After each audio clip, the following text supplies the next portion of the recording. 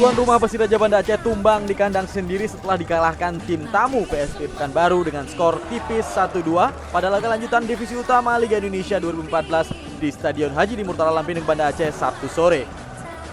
Bermain di hadapan ribuan pendukungnya, Persiraja mampu membangun permainan lewat sentuhan kaki ke kaki. Kerjasama antar lini Persiraja juga mampu menghadirkan sejumlah ancaman ke arah gawang PSP Pekanbaru. Jual beli serangan silih berganti antar kedua kubu.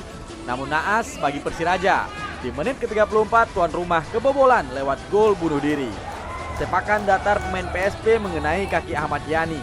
Si kulit bundar pun berbalik arah masuk ke jala yang dikawal Amiruddin. Hingga babak pertama usai tak ada lagi gol tercipta.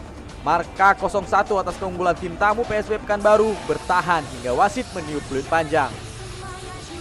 Di babak kedua, Persiraja yang ingin mengejar ketertinggalan malah kebobolan untuk kedua kalinya.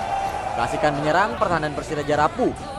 Sebuah kemelut di zona berbahaya mampu dimanfaatkan penyerang PSP Pekanbaru, Andre Abu Bakar, dan melepaskan tendangan setelah lepas dari kawalan pemain bawah Persiraja.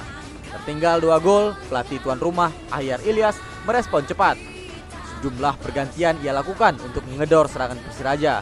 Di antaranya dia memasukkan Reza Falevi dan Jesse Gunawan.